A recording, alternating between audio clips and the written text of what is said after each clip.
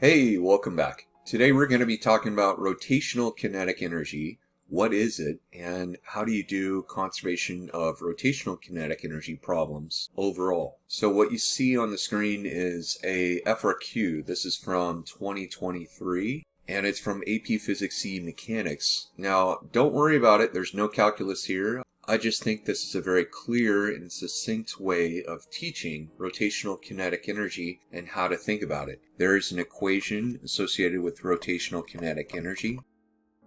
And so maybe you're a physics student or an AP physics student and you've been talking about some of these ideas here. This right here, this I value, it's either called the moment of inertia or it's called rotational inertia. And there's more I could say about that. In fact, I've done multiple screencasts on that topic. I can put a link to one in the upper right about now if you want more help with that. This omega right here, this W looking thing is omega, and that is angular speed or angular velocity. And so that's going to be our governing equation for this kinetic energy. Now, I do want you to be able to spot where you have a conservation of energy problem. And typically where you're going to have a conservation of energy problem is when you have a change in heights, like a height difference right here. So it's tempting to call this our height difference right here, where the rod is going to swing down to the sphere down below, and to say, well, that's going to be a height difference and there's a change involved, so I start thinking conservation of energy. That's a good tip, and that's a good strategy to begin with. But when we get into higher level physics, we need to think a little bit more, because this rod does not have all of its mass concentrated at the end. In fact, it's got its center of mass right here, because it's a uniform length rod. So right in the middle it would have its center of mass would be right here. And that's really what we're tracking as it comes down. So the height difference is not from the top of the rod down to the sphere. It's actually going to be half of that. And so that's important to keep in mind. So I do want to highlight or point out two different ways you can do a conservation of energy problem.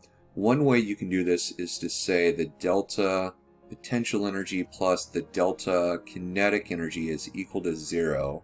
That's important because what we're saying is if you add up the changes in the potential energy and the changes in the kinetic energy, that all equals to 0. And by definition, that's what conservation of energy is. You can think of it in those terms. You can say this is potential energy final minus potential energy initial plus kinetic final minus kinetic initial, and say that's equal to 0. And start thinking about what's 0 here. We're going to assume our height is equal to 0 at the end of this, so our final potential energy is going to be 0. And we do have kinetic final, but we don't have any kinetic initial. So you could say our kinetic final minus our potential initial is equal to 0. And we could write out the equation that way. Another way of reasoning through this is you could say your mechanical energy initial is equal to your mechanical energy final. So that would be potential initial plus kinetic initial is equal to potential final plus kinetic final. And you could ask yourself, all right, well, what do I have in terms of potential initial and kinetic? We do have potential. There's no kinetic initial, right? And in terms of final, we're going to say this is our 0 point. We'll say this height equals 0 right here. So that would imply our potential final is going to be 0. So we do have some kinetic final. This is typically how I would write it out with a standard level physics class. So you could say something like this starts out being mgh is equal to 1/2 I omega squared. So we need to use the new equation that we have on the right over here for rotational kinetic energy using I and omega squared. Okay, we can simplify this further, and we could say our M in this problem is a capital M. This is good practice so that if you eventually take a AP Physics class, then you get in the habit of this. They're defining our M of the rod as capital M. And in fact, later in the problem, it's going to really matter because there's a difference between the mass of the rod and the mass of the sphere here. So we'll call that capital M. We'll call that G. The height drop, it's tempting. This height over here, we would say this height drop is L. But again, if we think about the center of mass that's happening here, that center of mass is going to be half of L. So you could say 1/2 L is going to be this height drop over here. So that's on the left side of the equation. Let's think about what we have now on the right side of the equation.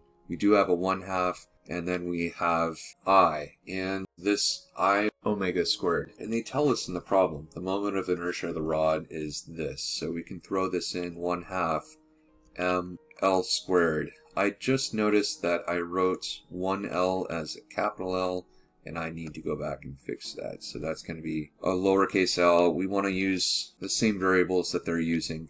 And then over here, don't forget, we have omega squared. We can simplify this immediately. 1/2, one of these 1/2s on the right can go away along with the one on the left. And if you think about it, one of these L's goes away and this L goes away. And it says derive an expression for the angular speed. Angular speed, that's looking for omega, right? That's our unknown. So to derive the expression, let's simplify what else we have. Oh, and notice that the m's also cancel out. That simplifies the equation. Oh, and I just noticed that this, I wrote 1/2. Really, I should have written 1/3. It's good when I was going back to check my work. Good strategy to do. That should be 1/3. So let's simplify and call this 3g over here over L. And then we want to take the root of that to be able to get our omega. So that's how you go about solving a rotational conservation of energy problem. What is actually meant by this? This, I'm going to say, is part 1 of 2 in the sense that I think this is a quick way to teach some of these ideas. I'm going to use this to do a part 2 of 2, which is going to be angular momentum. So we have this rotational version of kinetic energy here. There's also a rotational version of momentum, which I'll be talking about next. And just a quick heads up, I've done screencasts and lessons on an entire year of physics, as well as most of the ideas in AP Physics C mechanics. So if you have any questions or comments down below, please let me know. And I hope you all have a great day. Part 2 is coming up.